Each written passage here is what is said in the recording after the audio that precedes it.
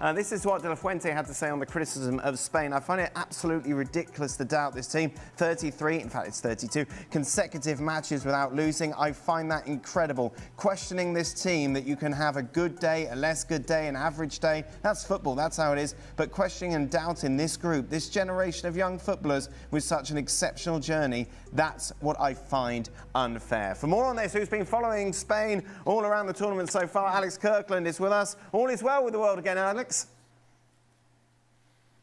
Yeah, I don't really get that from De La Fuente, Dan, to be honest. I think the criticism was legitimate based on how they played in that first game, and it was so different today. You're right, it was completely different. Of course, it's not all about the return of Lamine Yamal, but a lot of it is about Lamine, because he does make a difference. He makes a difference to how the way the team play, the way that opponents approach it. Right from the off, you could see just how desperate Lamine was to make an impact on this tournament. De La Fuente has said they've had to kind of hold him back and kind of restrain him because he's been so keen to get going. He got his first touch, I think, 30 seconds into the game. There was a cross, there was a shot. It almost seemed like he was sort of trying too hard to make things happen. And then he scored. And once that opening goal came, we knew that would be key, the goal coming early. All that tension, all that pressure, all that criticism from earlier in the week, it just kind of vanished. And after that, it was very, very easy. And Spain was so good in those first 25 minutes. Like you say, went 3-0 up. It was game over. Lamine only played the first half. De La Fuente said afterwards he could have played more. The idea initially was sort of 55 or 60 minutes. He didn't need to. 45 minutes and it was done, and they could rest him for the next one. Why would you play him any longer? Absolutely. In fact, it was somewhat, I suppose, you could argue, a risk even putting them in the first place. Yeah. But the first game, I suppose, determined that to some extent. But we know this, Craig, watching La Liga every week. He's so much fun to watch. No, he is, but, if you're Spain, you want him to be fun to watch later on in the tournament. Sure. You don't want... He's no fun to watch if he sat back in Spain with a torn hamstring again, because he did miss a couple of months. So there was a risk. And, look, the Spanish did all their hard graft early on. Yeah. And long before it got to half-time, it was akin to a training game. I mean, it really was. Yeah. I mean, I think I've rarely seen a World Cup match at any stage with so much space that Spain could just pop the ball around in the midfield. And when you don't get close to the Spanish side with these players, I mean, they can pass it under pressure. So what are they going to do when there's little or no pressure on the ball? So it was a perfect day for them. As for the manager, he's had a lot of plaudits in his time as Spanish manager, and rightly so. But it seems the first sign of a little bit of negative criticism. He's smarting from that. But that's international football, isn't it? And Alex said, I think the criticism was right because of the performance. But he's put that right today. And I don't think there was any doubt that Spain were going to put a marker down eventually. Yeah, and it was quite a marker, that first half. It certainly was. And that's how teams who are favourites to win a game, I always say, should play. You don't keep patient at the start and pass it around and slow it down. You play at an intensity that the opposition don't like. There was a totally different philosophy about the way Spain started the game to the way they started it the other day. The other day they wanted to pass it round the back, pass it into midfield, go wide, come back again. Today, with Yamal going past people, with Oyarzabal, who didn't touch the ball for the first 30 minutes in the previous game, scores 2 and creates another one and was involved in the play. We talked. Sorry, just before we go to Alex, we talked about this briefly after the Spanish game. The balance in the midfield, 3 great players: Fabian Ruiz at PSG, Pedri, and Rodri. And you could argue today, as big an impact in the Spanish performance was the fact that balance changed with Dani Olmo coming in. Yep. Yeah, a little bit more forward. Yeah, a little bit more forward thinking, a little bit more working off the front, and a little less natural as a midfielder. They had 3 players that were, I would consider, natural midfielders in the first game. This, obviously, Dani Olmo's a midfielder, of course he is. But you think of him as a number 10. You think of him as somebody that's making runs into the box and picking up good spaces that attract defenders, and maybe that's why Oyarzabal played better, because they had the player in there that was not dropping so deep. So I think that change was not so obvious as the Lamine Yamal back in the team, but I think that had as big an impact in the way Spain were able to manoeuvre the ball and cause Saudi Arabia a lot of problems. Obviously, Williams is injured, Alex, but looking at the starting 11, is this now their best?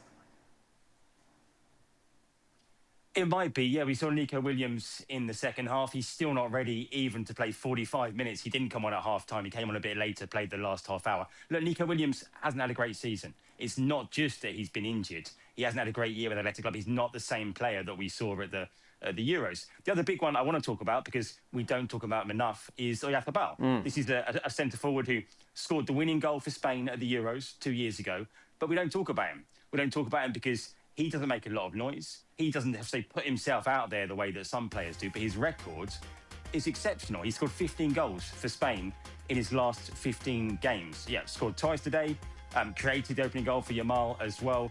Like I say, doesn't get a lot of talk because also doesn't play for Real Madrid, doesn't play for Barcelona. You know, playing for Real Sociedad, you're not going to get the same level of attention, but a very, very important player as well. I also agree, by the way, the midfield switch was key, because Pedri dropped deeper. And we all know, watching a lot of La Liga, that Pedri's been at his best for the last year or two, playing deeper for Barcelona. He was there for Spain today, and it's where he can be much more influential. A word on Oyarzabal. As you say, we don't really talk about him. It feels like every tournament, and then all of a sudden he's there, and we're discussing him a lot more than we do in La Liga week in, week out. Are you surprised that he hasn't got the attention of big clubs around Europe?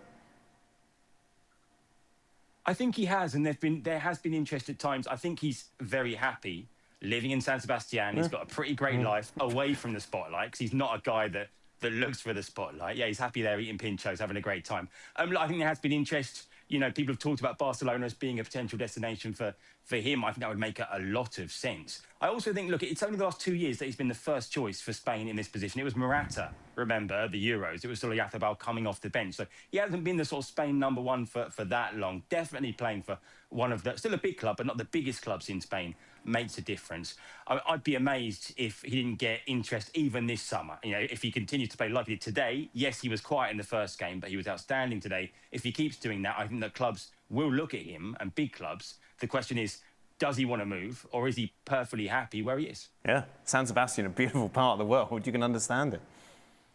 Some of us are just happy where we are, Dan. Robbo was given... Where are these people in this studio? The trouble is that if a club is looking for a centre forward, do they go for Oyarzabal? Because he doesn't always play at centre forward. Sure. He's not an out-and-out number 9. For the Spanish national team, he'll come short and other people will run beyond him. He linked up the play today. But when he even plays for Real Sociedad, he doesn't really play as the out-and-out number 9. He comes in off the right-hand side sometimes.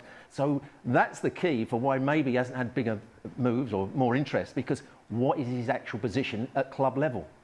He's very unassuming within the Spanish squad, isn't he? And he seems to like that. As Alex says, he's not someone who's, you know... No, and... like yourself, Craig.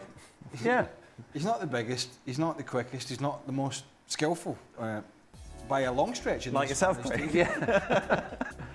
Well, that was a long time ago. But yeah, he has done such a good job. Although Robbo was giving him a lot of stick after. I was giving after the first thing, because when I've seen him, I've been disappointed with him. Right. And I thought, you know, he's not an out-and-out centre forward, and he didn't touch the ball for the first 30 minutes. He didn't make any runs in behind. And it wasn't just the 2 goals today. The thing that stood out for me was the first goal. The ball's played up to him, he holds it up, plays it off, and then he makes the run in behind.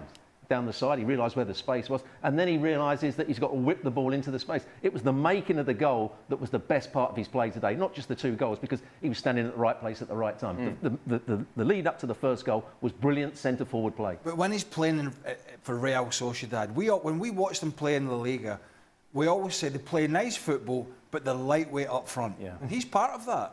But to his credit, and maybe, you know, in a sense, this is where it changes for him, is that he's playing with much better players than the Spanish national side. You know, Real Sociedad have got good players, Spain have got great players. And so the service and the movement and everything that goes with that is going to be, you know, 30, 40, 50% better. And so he's getting better chances, he's getting better supply. He's playing with players that see the pass earlier, like Pedri and like Lamine Yamal. So in some sense, I think it is, although it's international football, it's a World Cup and all the pressure that comes with that, I think it is somewhat easier for him when he fits into this Spanish team, because there's so many good players that see that early pass that he probably doesn't get anywhere near as much when he's playing at Real. Today, they look like Barcelona. If you put red and blue stripes on them, they played like Barcelona. Because, yes, you had Yamal out wide, but you also had Pedri dominating in that central midfield position alongside Rodri, Olmo making those little flicks and clever little runs in the number 10 position. Kabasi was brilliant at the back. They look more like a Barcelona side the way they play today. But we shouldn't get over... I don't think we should go overboard here, because let me... Are they back as the big favourite alongside France? Don't think... Not, well, yes. Yeah, along with France, yes. I think there's some bigger tests for them at the back. But I can't emphasise enough for a World Cup game. As good as Spain were, there's always two sides to a story. And I cannot emphasise enough how bad Saudi Arabia were today. They just allowed, it's difficult to press Spain, but the amount of room these Spanish players had to do what they wanted within the game was quite frankly embarrassing. So it was a perfect day for them, but there are, like most countries in this World Cup through this group stage, it's just the appetizer, isn't it? Yes. Because the bigger tests for all these nations are going to come in the knockout stages, and that includes Spain. But what can you do? You had to bounce back. They were lucky. They made the changes in a sense that worked for them, and they were lucky in a sense that Saudi Arabia were absolutely pants today. Terrible. Alex, you've been following the Spain squad, as I mentioned, since they landed for pre-tournament here. I imagine Lamine Yamal is the big draw, isn't it, when it comes to the media, not only the soccer media, but the US media in general? Oh, everyone. And yeah, the media, the fans as well. Going to the game today, I cannot tell you how many shirts I saw with Lamine Yamal on the back. And you listen to people talking, they're not Spanish fans over from Spain. They're Spain fans from all over America, North America, South America, fans of Barcelona, fans of other Spanish teams, fans of La Liga, who love watching Lamine Yamal. So yeah, he's the massive draw. It's all we've been talking about all week. Luis de la Fuente says it's not a problem. Sometimes you think that kind of thing can become a problem, because it kind of gets annoying for everyone else. You know, they're talking about this one guy. But De La Fuente says, Lamine, he knows his role. He's mature enough to handle it. The other players get it as well, and it's no big deal. But yeah, no doubt that Lamine is the massive star, and that's why it's such good news for Spain, and I think for the tournament that he's back. So Spain taking control then of Group H, especially considering what happened elsewhere. Let's just take a look at how the group stands after Uruguay's 2-2 draw against Cape Verde. Spain then win their final game against Uruguay, and they are guaranteed a top spot, all to play for then for those three remaining sides. We weren't expecting this from Uruguay, were we, Robbo? No. When you look at their sides, you think, well, they've got quite a strong midfield, Bentancur and Valverde, players that,